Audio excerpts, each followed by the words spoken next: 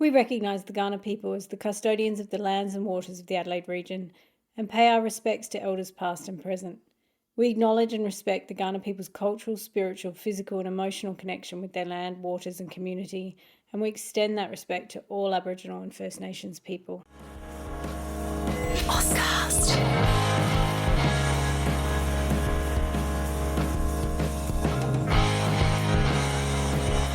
myriad is a podcast that explores all kinds of bookish things, and that can include some pretty adult content.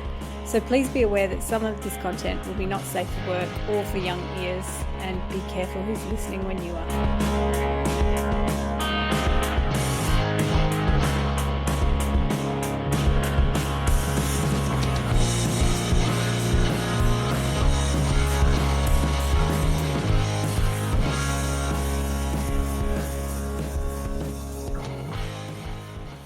Welcome back to Amy and I'm Amy Matthews, and I'm here today with Millie Heffernan. That's me. Justina Ashman. Hi. And Payton Hogan. Hi. And it is officially spring. This is the first week of spring. Spring has. The sun is flashing through the windows. Oh my gosh. First week of September. Beautiful. I know. I'm ready for spring this year. I even missed a lot of winter. I went away for like the worst of winter and got summer, and I'm still ready for spring. How warm was it? Oh, it was hot. Yeah, it was hot. It was like over 30. Yeah, there were heat waves all over. I mean, well, you know, heat waves. Not like an Australian heat wave, but hot. I was like, if you're interested in the climate of the world, go to Cli-Fi Month. Listen back to some of our episodes. Call back. Anyway, we thought for spring we would do a topic that none of us are experts in. So this is going to be really fun. Yeah, sorry everyone. Sorry if you are an expert, but we are just exploring this topic. If you're an expert, get in the comments. Yeah, please. So we're going to be looking at kind of what we're calling life writing, which is a really broad umbrella term. And so today we thought we'd just sort of talk about what fits under the umbrella, what we've read, some book recs. And it's funny, when we started talking about it, is I read nonfiction for fun, because like when I'm writing I can't read fiction. I know some people can, I can't. I'm existing so much in one world. We've discussed before about how I'm a binge writer anyway. So while I'm binging I can't read fiction, so I just read nonfiction, and I'm a bit of a tragic. But when we say what nonfiction would you recommend, my mind goes blank. And then when Justina brought in some books today, I was like, oh, yes, that and that and that and that. So my first question to all of you is, do you read nonfiction? Clearly Justina does. Yes. Sorry for those of you listening who are not watching us. There's all these books around us because Justina brought a whole heap of nonfiction books to remind us why we love life writing. Full transparency, because we're a judgment-free podcast, I have absolutely not read all of the ones I've brought in. That's no one needs to know. Aspiration. Yeah. We've read every book ever. What do you mean? Never DNF'd. I haven't read any of the books you brought in, so you're ahead of the curve. So Justina, you're a bit of a nonfiction life writing fan? Yeah, I didn't used to be, actually. I used to be pretty narrow in what I read. I used to read a lot of specifically fantasy and sci-fi, maybe a little bit of contemporary, but that was about it. And weirdly enough, like we've just come off the back of academic month, but it was my undergrad that really expanded my reading tastes. Like we did a topic on life writing in my undergrad, which I thought was, at the time, I was like, that's not my thing. I'm not really someone who writes about myself. And I really loved that topic, actually. And that was my first real engagement with. Do you think it's life that writing. we feel like we're not interesting enough to be writing about ourselves? It's what do I write? You totally would though. Like I think the best nonfiction is so specific, right? And like, you know, when you sit down to have a drink with someone and you ask them questions about themselves, people are fascinating. Like everyone thinks. I have a friend who went to ballet school, like dropped out of school and went to ballet school. And I've always said to her, please write that memoir. It was in the 90s, early 2000s. I was like, I would just die to read that book. I would love, because the stories she has about it are just insane. And she's like, oh, it's boring. It's like, no, to you, because it's your life. And also I think people think a memoir or life writing has to be a biography. Like they think it has to be your whole life. It's like it doesn't. You can tell a short story about a part of your life that is very interesting. Yeah. Well, this is the thing. There's so much writing that technically counts as like life writing, which is why, this this theme month is like, it's kind of like saying our theme for this month is books. Yeah. Or actually not even, because there's a lot of life writing that isn't books. That is really like, I would classify a lot of stand-up comedy as life writing. Yeah. That's so definitely. true. Oh, like Net is probably like Hannah Gadsby's yeah, Net is one of the 100%. best pieces of life writing I've ever seen. 100%. But, you know, writing goes into that beforehand. Yeah. So, Yeah. Many iterations and drafts and and also developments. it is a book now, I believe, because I have the audiobook. Mm. They did make Right. Nanette up, like they published Nanette that as a book. blew me away. Yeah. Oh, It's so good. I saw It's that. incredible. I saw that live when they were first doing the tour of it and before they'd done the Netflix special. And so we were like one of the first audiences to get that. And so Wow. that show was such a shock after the first one that they'd done, because it was like really raw and real and we're like, whoa, this is crazy. But we walked, you know, we were shocked, but we walked away talking about it, and we talked about it for weeks and weeks and weeks, which I think is what good writing, Yeah. but good life Yes. writing should do also. Like you should walk away having felt something. And also, what's often interesting in any kind of life writing is not necessarily the external events, but just your perspective on it. Like this month, we'll be interviewing Olivia De Silva, and she says herself that she felt like there was nothing wild in the book, but her perspective on every single thing, no matter how mundane it is, was just so entrancing somehow. That was what was interesting to me. Yeah, I mean, getting an insight into how other people think and feel is always fascinating. Yeah. Because you think, you have a moment of recognizing yourself in others, but also seeing the alienness of others. Like, this is the biggest compliment I give you, Payton. But when you write questions, I'm like, well, how does your brain work? And I wish my brain could do that. I also think that like you get so entrenched in your own bubble, I suppose, of experience that you don't realize actually how novel it is to someone who isn't living your life. And I'm thinking now back as in terms of I'm getting my elbows into my creative for my thesis, which is a historical fiction. And the things that I'm most interested in are personal stories from those times. I mean, I'm looking at World War II, which is like a deeply exceptional time period, but also like just I am so interested in the everyday life, in the like mundane details of people's experiences and what they're thinking and feeling and how they're perceiving the world. That actually like I might not think my own perspective is that interesting, but like when I'm reading someone else's, even if it's every day, I'm like fascinated. I also remember you saying this about other fiction like fantasy and stuff in another episode, was that the stuff that really interests you, and I'm the same, is those very unique, very niche experiences of characters. I'm not interested in a character necessarily that I can see myself in. I'm interested in a very specific experience, and life writing definitely gives you that because everything's so personal and so unique and so specific.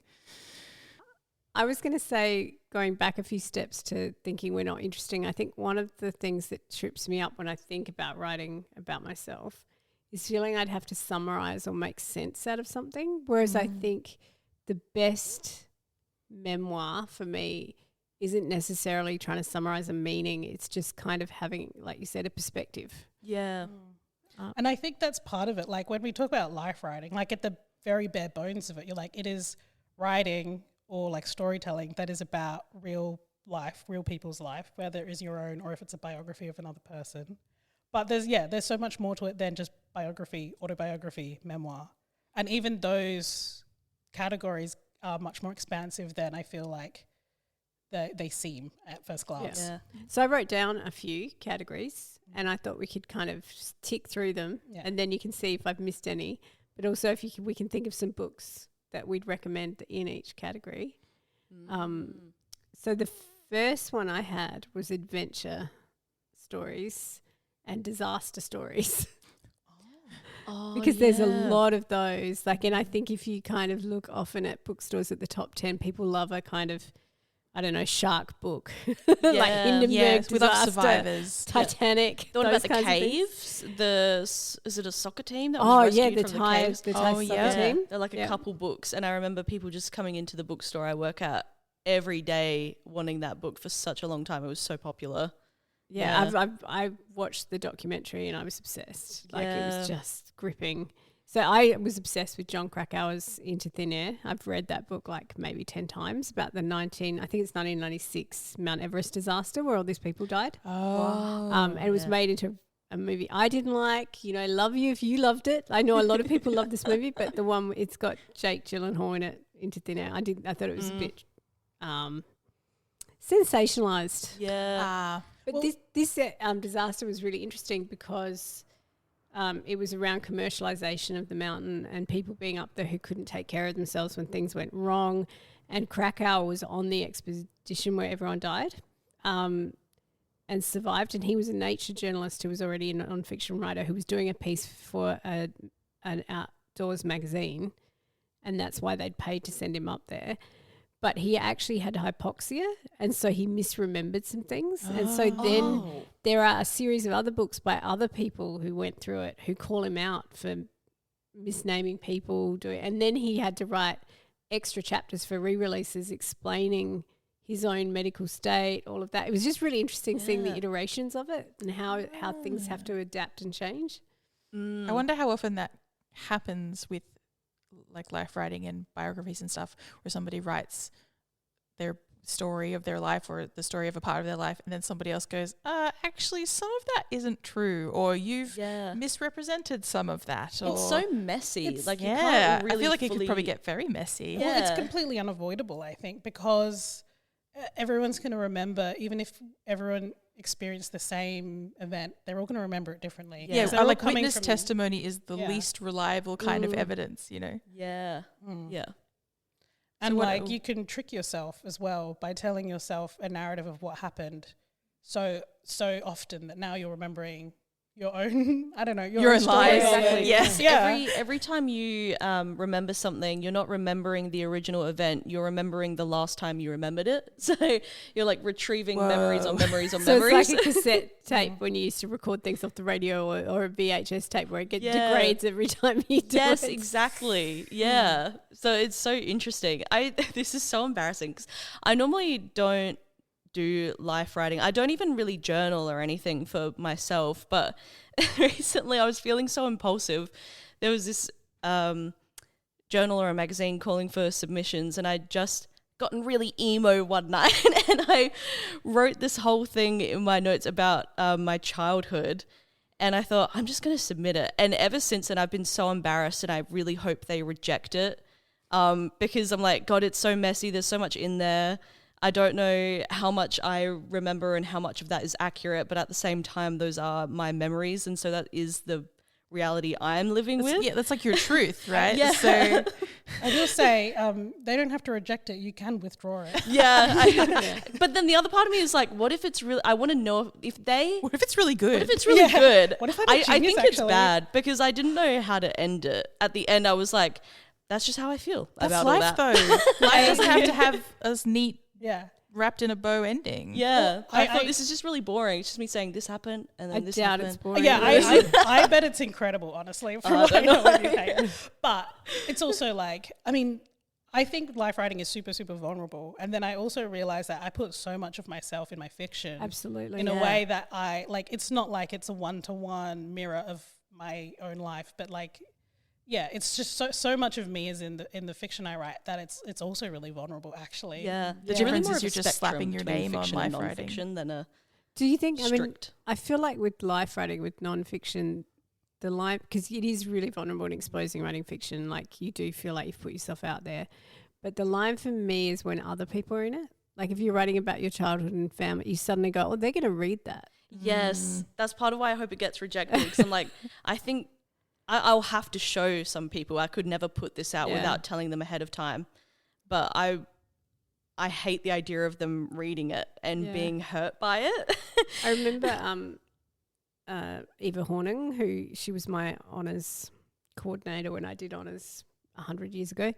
But she went on to win the Prime Minister's Prize for Dog Boy. She's an amazing writer. But she had a book that she'd written about her childhood. She grew up in this very bohemian childhood in the Adelaide Hills. Yeah. And she had to put it in the drawer because she said, it's been published now, but she said she couldn't publish it until after her mother had passed because it was too honest and too hurtful. And so she's like, that just goes in the drawer until a day where I'm not going to cause harm. Yeah, because it's hard to convince a person that you love them and you forgive them. There's absolutely no ill will, but it is still your story. Like, how do you hold those two truths at once? I think there is, like, you look at a lot of life writing though, and I think there are writers who can manage to hold those kinds of complexities really, really well. Yeah. I'm thinking about, we were talking before the show, but like two of my favourites are Janet Frame and Joan Didion. I think they're both really complicated people who do write about their families, and it's not always flattering, but do it in a way where the love is really evident, I think. Yeah. And then there's, like we were talking about also before the pod, there's people who will write like Carrie Fisher where there is no holds barred. She just writes the truth. She's like, this is what happened. Yeah. And if that hurts you or you have a problem with it, then that's your problem because this is what happened and this is how I experienced it. So I also really enjoy that kind of writing. She's really interesting too because she crosses into one of our other, so she does write straight life writing, but then she crosses into another category, which is autofiction, where people take their autobiographical work, like their life, and turn it into fiction, because a lot of her work, like Postcards from the Edge, is very thinly veiled. It's clearly her life, but she has given them character names. She has made up things. It kind of crosses into a kind of masked truth. And same with all her other work, because she clearly writes about her mother, Debbie Reynolds, a lot, and her grandmother, Maxine, a lot, and being a mother and her kid. And her husband. And that whole concept of like what is truth is so sticky as well, because sometimes maybe the like order of events or something might not be true, or the exact dialogue might not be true, but it's like expressing an emotional truth or a truth about how an experience felt at a certain time. Like, and if it's in the architecture of your brain, then that is still real in a way. It's like, how can you delineate between externally real and then real what is in each different player's mind? But then I also, when you're doing that kind of writing, how much are you changing? How much are you editing things? Not the truth necessarily, but how much are you moving things around so that maybe you do get that kind of like a closure at the end of a book, or if you're like trying to give a message in your book, how much is too much to move around before then it's like, well, now you are writing fiction. And that's where the formal devices, like changing the names, and is a signal of like, this is not completely true. This is my kind of truth. Yeah. But I was thinking just about film, because where my mind went when you were talking was to the Elton John film, Rocket Man. Oh, yeah. So good, by the way. About how you can tell a kind of biographical truth, but then use the poetry of the visual medium to get at another truth. Yeah. And that film is so interesting as well in the way that it's like structured as a musical kind of. So it's like Abby would love it. Yeah. It's really fun. But I mean, she might, because it's just Elton John's songs. So that makes me think of another jukebox musical. Musical biopic, which I actually haven't seen, but I'm going to bring it up anyway. It was the Robbie Williams one. I just watched this in July on the plane. So Johnny started watching it, and then he tapped me. He's like, "Oh, you need to watch this because it's better than you would think." Yeah, and it really was good. So they made him a chimp. Yeah, which is such an interesting like digression to make when you're like, but in some ways it's like, I feel like doing such a blatantly visual and obvious thing that is a digression from reality is like, just don't worry about what's real, what's true. Yeah. Like, people got so up in arms about it. Like, why is I he really like, it's like, do you listen to any of this man's music? Like, just go with it. Yeah. Yeah. Also, it like does these incredible things of like showing how he was, because of his mental illnesses, always felt like a freak and an animal in a freak show. And then also it allows him to play himself, which he could not do. He did this great Stephen Fry a couple of years ago, maybe even a decade ago, did this great series about mental illness, because he's bipolar, and he did an episode where he and Robbie were talking about Robbie's depression. It was so interesting and so good, and it's just so fascinating how the vibes can change when there's so much compassion between the two of them. Anyway, that's another digression. Carrie Fisher was also on that series. Yes, she was. Yeah. Yes, that brings us to another form of life writing, and is podcasting. Yeah. And so there's a podcast that I really love that's called No Feeling Is Final by Honor Eastly, which I listened to actually while I was quite depressed. And it's like so vulnerable and such a tender-hearted but also real look at depression and how it affects people that I was just like, oh, this is like incredible. So yeah, that's my podcast memoir rec, I suppose. That's interesting too, like the blending. So we've just been talking about celebrities and then podcasts, the kind of slipperiness between the real and the text. Because I was also thinking about Trent Dalton and Boy Swallows Universe, which was huge here in Australia, and how, you know, the fact that it's autofiction comes out in his interviews when he talks about it. And the TV series, I think very much the publicity for it leaned into the idea that this is based on his real life and this is a real life story, and it kind of gave the fiction, because it was a work of fiction, gave it a kind of weight it wouldn't have had on its own, that there's something about adding in the real person that gives it a punch it doesn't have otherwise. What was the series from last year, the year before, about the stalker, the woman stalker and the comedian? Oh, Baby Reindeer? Oh, Baby Yes, Reindeer. Baby Reindeer. And the people were horrific to that actress because she played the stalker. Yes. But then the stalker outed herself too. Yeah. That was That's such very messy. a powerful And show. also the way people's obsession with like the real stalker was also kind of problematic as well. Yeah, like people were trying to finding find the real her. people, which is such an online culture thing. Yeah. Anytime someone has a story online, that's a form of life writing, I guess. Just like TikToks, Blogging. blogging. Blogging definitely, but I thought, I was like, I feel like that's not life writing, that's life rating, where people try and like dig up real people and dox them. And But the TikToks, the reels and TikToks are definitely a kind of curation of selfhood, right? Yes. Like a presentation of yourself to the world or trying to say something. Especially when they're scripted too. Yeah, a lot of them are. It is interesting when form and structure and things intercede when you're like, I mean, it's all storytelling, right? And so I feel like, sorry, this thought is inarticulate, but First draft thoughts. First draft thought. But like, I have this feeling that like that we are given like a narrative about how, like a cultural narrative about how life is supposed to go. And it's supposed to have a narrative arc, and it's supposed to have a beginning, middle, and end. And it's supposed to have these specific beats. But life doesn't have a narrative. There is no narrative arc. I don't think like individual lives or history as a whole or any of it has a narrative arc. That is a structure that we impose on it as a way to try and make sense of things, which is really fascinating. But it is, I think there's always a level of imposing a kind of structure that is starting to alter the quote unquote truth. Yeah. Even when you're telling an anecdote to someone, you know. And I find even this is just, I'm sorry if this isn't related, but you've just made me think of how every negative experience for some reason has to become a lesson. Like if something bad happens to you, it's like, oh, well, that would have made you stronger. Like you would have learned so much from that experience. It's interesting that we do that as well in real life. We're like doing life writing on ourselves in real time as we're living. Yeah. And part of it is like a comfort thing. Part of it is trying to make sense out of chaos and things that aren't easily definable.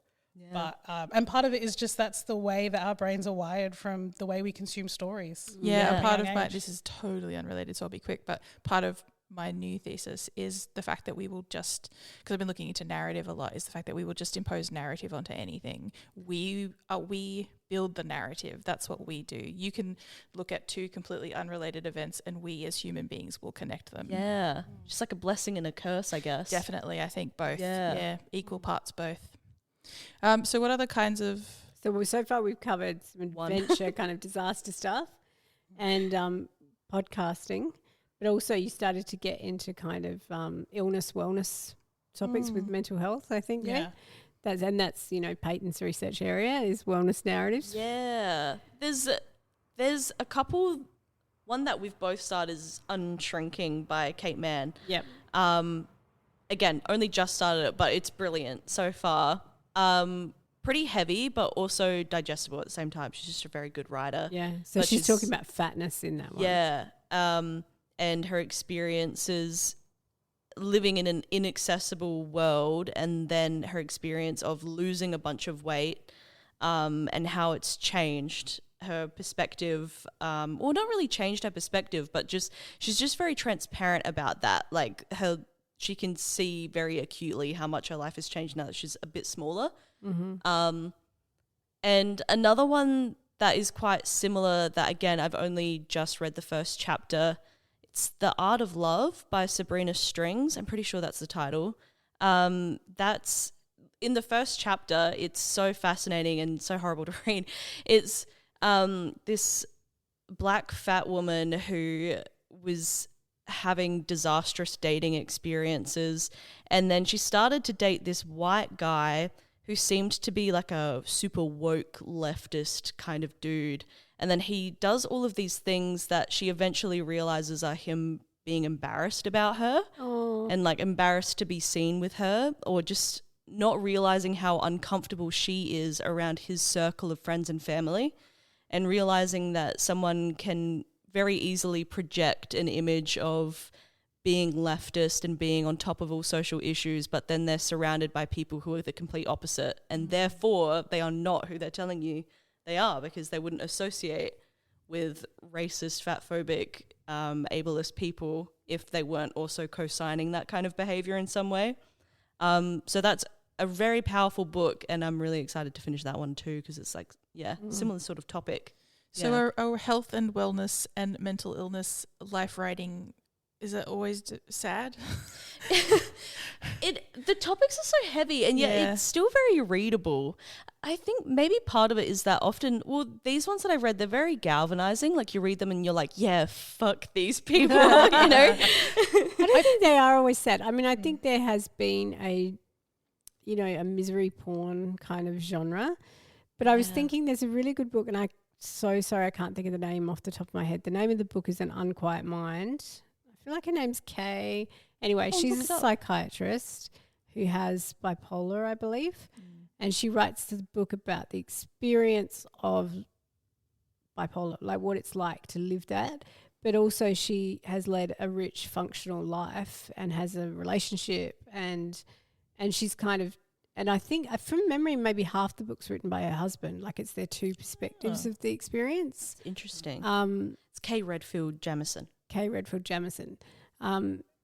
But I thought that was quite powerful, and I have read others that because I think we inhale these narratives around illness that are often just a tragedy. Like we've got a written story in advance that this is going to be bad. Well, and I was going to say, I feel like it's either end of the spectrum. It's either this story is so sad and depressing, or it's the complete opposite. This person is inspiring. They're a hero. I feel like, and this is where you have the power of things like memoir and autofiction and this like very personal writing styles, is that often those stories have been told by people on the outside, being like experiencing my loved one who was going through a mental health crisis, or my loved one who was going through an illness, and how it is affecting me. But then when you get these stories, you can see the perspective from within that experience. It's like true, unadulterated, unfiltered own voice. And it is a human experience, right? Like it's not an uncommon experience, illness, mental illness and illness. Like we all experience illness or mental illness at some point in our life. And some people have chronic ongoing things which are totally different. But there are some memoirs. So I mentioned Janet Frame before. Her writing is so beautiful. Like I just find her as a kind of craftsperson, an artist, like one of the most beautiful writers I've ever read. So she writes fiction and poetry as well as she wrote these memoirs. So she's from New Zealand, and she was diagnosed with schizophrenia and actually given electric shock treatment, locked up against her will. All these horrible things happened to her. These days, I think she wouldn't. She was then told she didn't have schizophrenia. She'd probably have a totally different diagnosis if she lived now. But she actually had a great life. Do you know that was one section of her life? And to reduce her to that denies her, the way she then went to Europe and had love affairs and kind of lived this amazing life where she wrote all these books. And I think often because a memoir is a section of life, if you just picked up, she wrote a whole series of memoirs starting with An Angel at My Table. If you picked up the book where she's hospitalised and you just read that one, that comes to stand in for her whole life, but it's not her whole life. And I think that is also an interesting thing about illness, is the reduction of the person to the illness rather than it being an element of their life. And we've talked about this outside of, the podcast before, but the idea that like when you look at disability studies, like disability is something that as we all age, eventually everyone will experience that to some level. So I mean, 3 of the 4 of us are wearing glasses right now. So, we have disabilities. Yeah. But people don't think of, eyesight and glasses as a disability. It's like, if you wear glasses, you are wearing a aid. That is an aid. Yeah. Because I am like a point off being actually blind. If I take them off, I can't really see anything. And so, like, I think I've said this before, I panic about a zombie apocalypse because I'm like, my glasses get crushed, I'm fucked. But if it's a kind of zombie apocalypse where you're not supposed to look at the thing, because then, I don't know, maybe like Medusa, you'll like be a fine. bird cage or like it's a Medusa or something. Yeah. Like the one where if you like hear it or something, you die. But this, like Medusa walking around, you'll be fine. All the sighted people will die. Yeah. But it's true. We would protect you in a zombie apocalypse. We would band together. I guess what I'm saying is that and I'm being a pain, I'm sure, but there's a whole spectrum that we're all sitting on all the time of needing aids, of aging, of like all of us are like, we like to think in black and white terms of you are or you aren't, rather than us all being in flux. And this is you can also be disabled for a short amount of time and go back to people, perhaps controversial. Pregnancy is a disability. It felt like it. Yeah, and I bet I haven't felt it personally, but I've heard that it does feel like that. But people don't think of it that way. And that is a disability that you can have that then is temporary. Yeah. You go back to perhaps not exactly how you were before, but you go back to being abled. Yeah. But people don't think about it like that. Postpartum depression as well. Yep. Grief is that like serious depression as a result of grief is often a transient or like a temporary state. Yeah. There's all kinds of things we go to. Endometriosis comes and goes, like there's so many ways of being human that impede us. And I feel like one thing, this is kind of maybe slightly segue us into another type of life writing. Go for it. I'll tick it off. I'm thinking about like the personal essay and also life writing that intersects with things like criticism and things like, maybe even like journalism and things. That I find really fascinating is when it centers a personal experience and perspective when looking at a broader issue, which in some ways, like thinking about how in Western Month we were talking about how the Western genre, like you now can't avoid the violence of colonialism and patriarchy because it is so like in your face that it just makes really obvious and clear the effects of a lot of things like, fat phobia or the institutional and like structural disadvantages like afforded to people who are struggling with mental health or who have disabilities.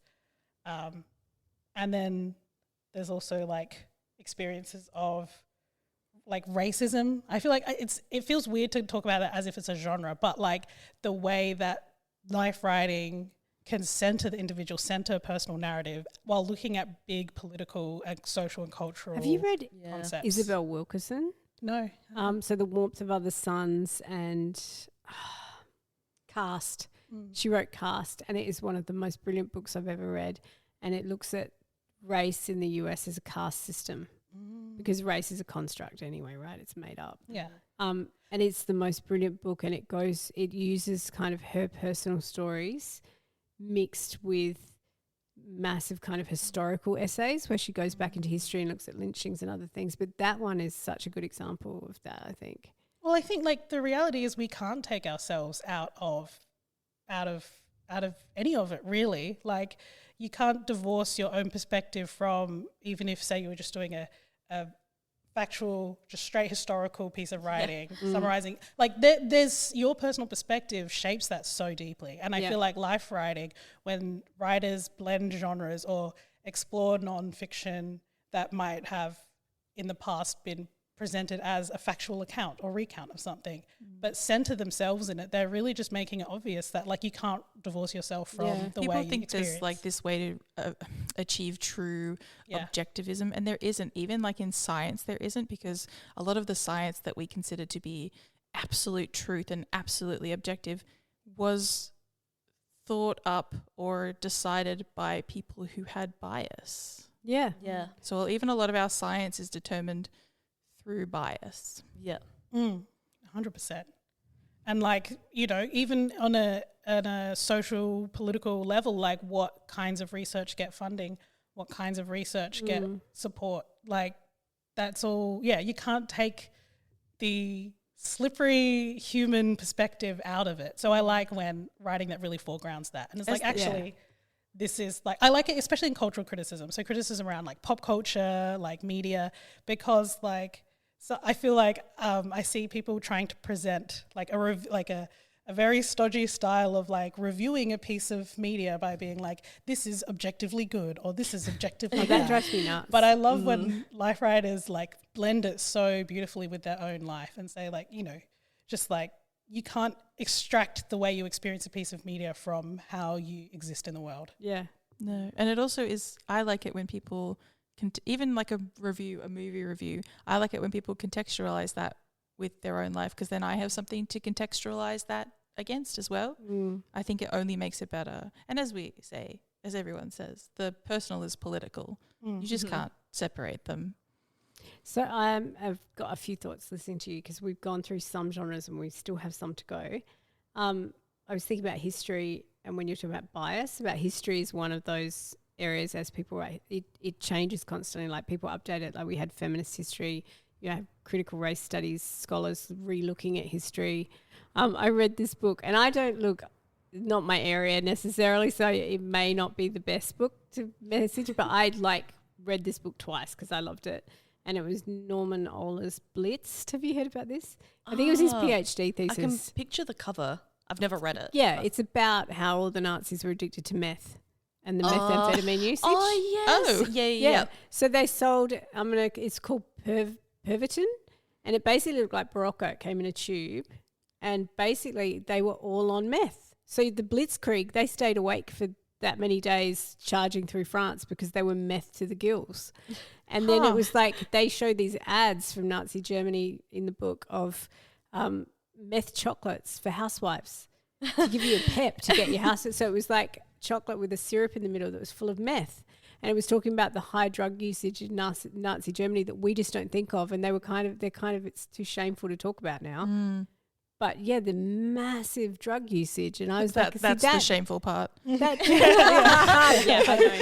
know. Well, but it's like one of those things, secret things people don't talk about, sex, drugs. They're quite happy to talk about violence, obviously. Sure.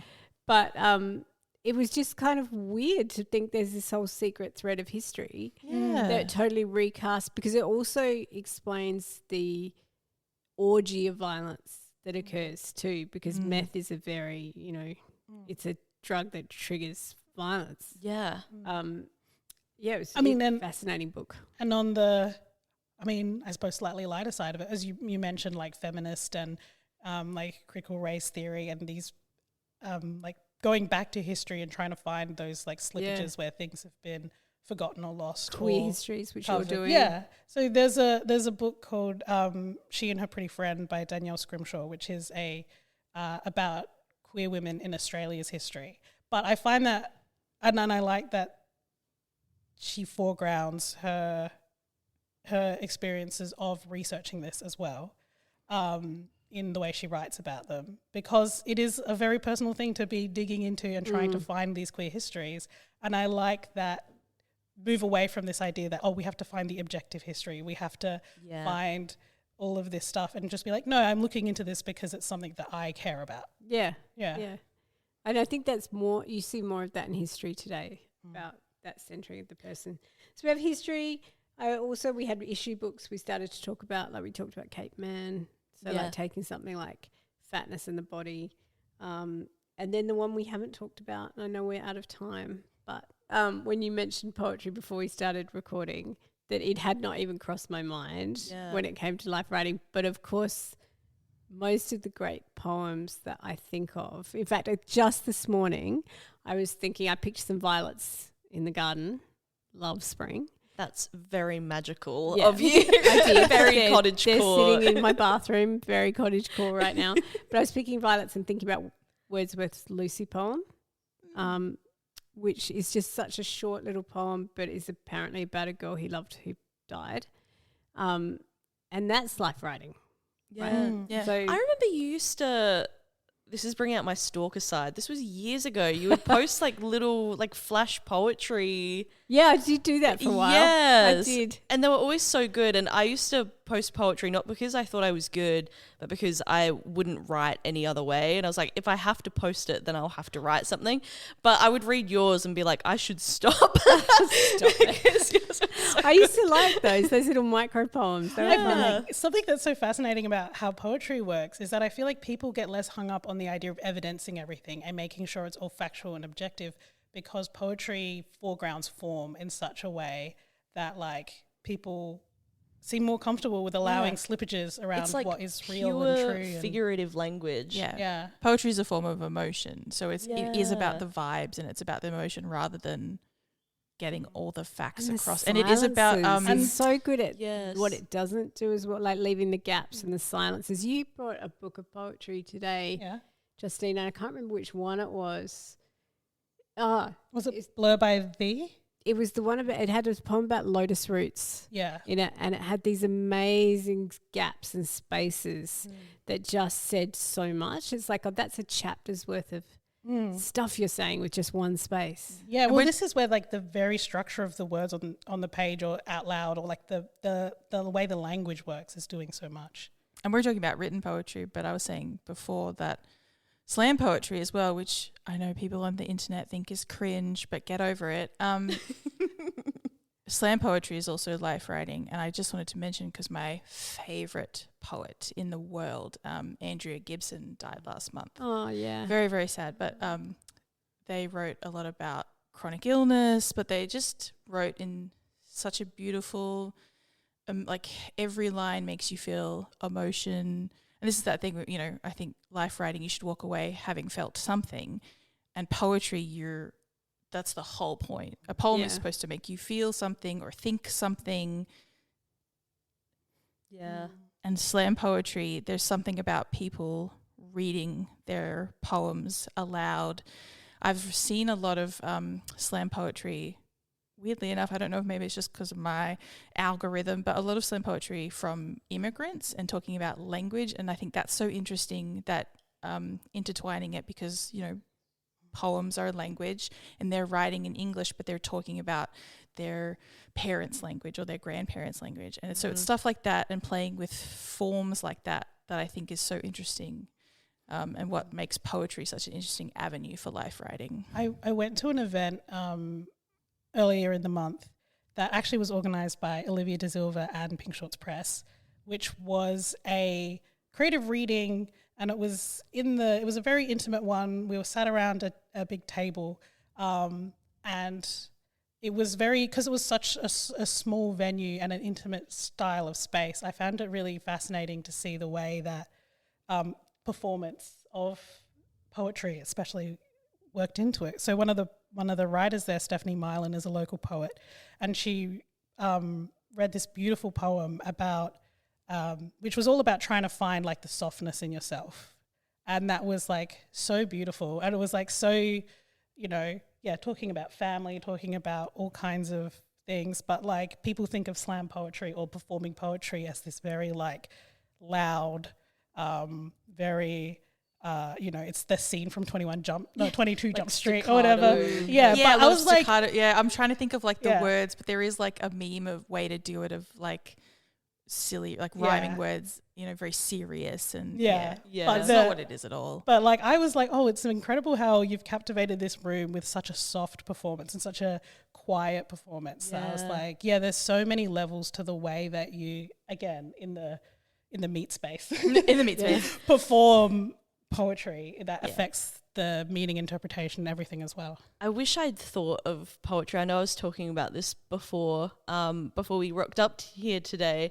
because I have a chapbook at home that my neighbor, his name's Malcolm Holmes, and he wrote poetry. He's always been a huge reader. I found it's called, the chapbook that I have is called Virgo's Child, and it's poems from like 1975, 1976, but it's largely about his childhood, so like early to mid 20th century. But it's just a perspective that we don't really see much in literature of this young working class man in the 20th century. And he's very honest about the pressures that he's facing and masculinity and working and not being able to communicate with other men around you, even though they're the people you have kind of been taught to admire the most. It's, I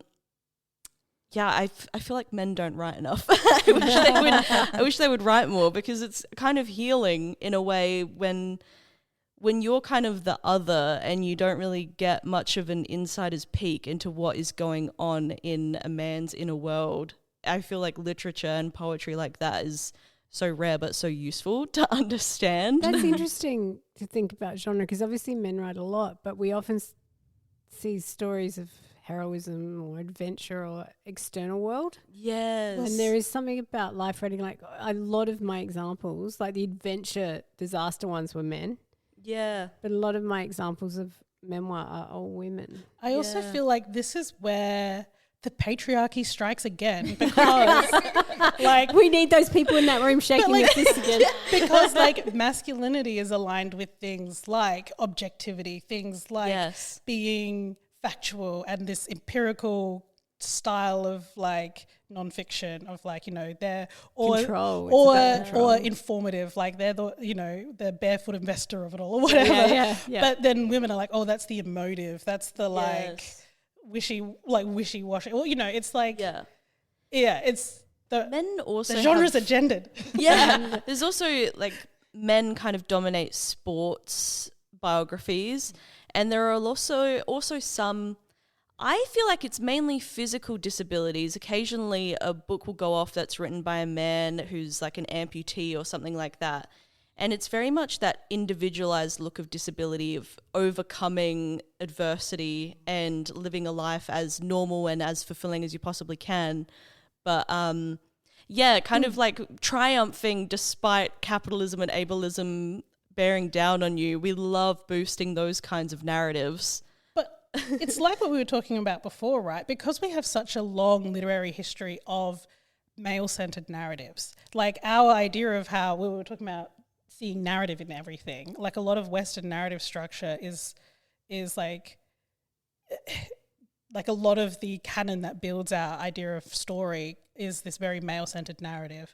So then I feel like I wonder how much of that just like bleeds into the way men perhaps perceive their own lives or feel they have to organize their own lives to make sense of it into that narrative, where people who are writing from outside that white male perspective are in a no man's land of like, if your story hasn't been told, if the way your stories have been like told is not centering you, then like you have to almost invent the wheel and figure out, okay, well, how do I even talk about this experience? Because it doesn't fit this structure. Such a neoliberal pick yourself up by the bootstrap survival of the fittest thing. It's like, oh, now I have survived, I am the fittest, now I'm going to write a book about it. But if you're someone who fundamentally cannot do that, then... And then thinking about the ending, because we're going to have to wrap the show and end the show as well.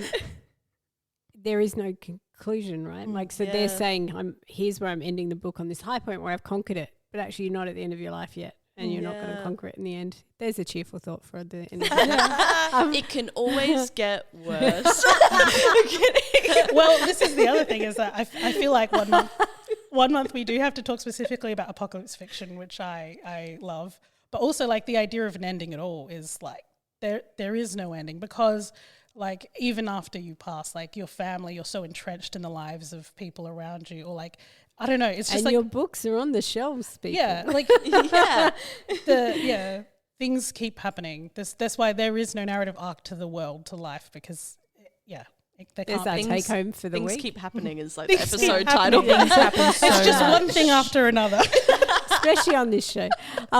Thanks for joining me. I had a thought we can edit this out if no one wants to do it. Yeah. If you do want to do it, let's do it.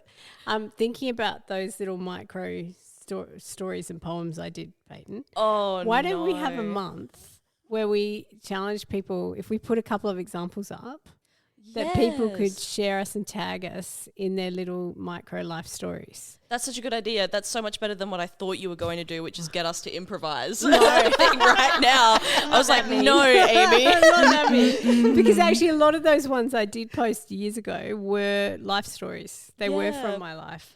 And they were little, I did little flash image fiction. Yeah, they were. Flash non-fiction. Flash non-fiction. Flash life Flash writing. auto-fiction. So let's do some little auto fiction / life writing tiles. So we'll put some up to show you what we mean, and we'll have a hashtag we'll make up. I don't know. We'll stay tuned. And everyone, if you want to join in, you can post your own and tag us and we'll share. And then the other thing I need to tell you is that we're going to continue this topic kind of for the rest of the month. It is spring. We've just gotten through a dark winter, and so we've not really planned next week, so I can't tell you what we're doing next week, but it'll be something to do with life writing, and it will be amazing, and you'll get to see Abby and Harry and the beloved members we don't have here today. But until then, I do need to tell you what our book of the month is, which I have probably announced on a reel online. This is how organised I am. But just to remind you that this month is Fiona Wright's The World Was Whole. So if you need to pick up a copy and get reading before our book club at the end of the month, it is an amazing piece of work. I love Fiona Wright. I had not read this. Justina picked this book and I started reading my copy yesterday and I had to make myself put it down so I could answer emails because I got sucked in and could not stop. She's an incredible writer. And unfortunately I haven't put the book at the top of the pile, but we also are interviewing, as we've mentioned earlier in this episode, Olivia De Silva. Yes. Definitely not next week, but the week after. So if you want to go pick up Plastic Budgie, loved it. It's not very long. You'll smash it because it's so readable. Go pick up Plastic Budgie so that you can read it and have that context when you watch that interview. Yep. Milo flavoured instant noodles. That's all I need to tell you. Stay about tuned that to work out what that means in the next few months. So join us again next week. Thank you, Millie. Thank you, Justina. Thank you, Payton. Thank you. Thank you, Amy.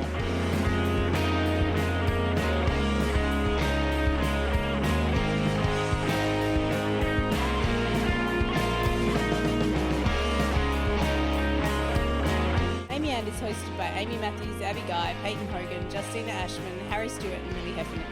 This podcast is recorded on Gardenland with music by Anthony Wigmore and Mass Mysterium. Our logos and branding are designed by Abby Guy. This episode was edited by Millie Heffernan.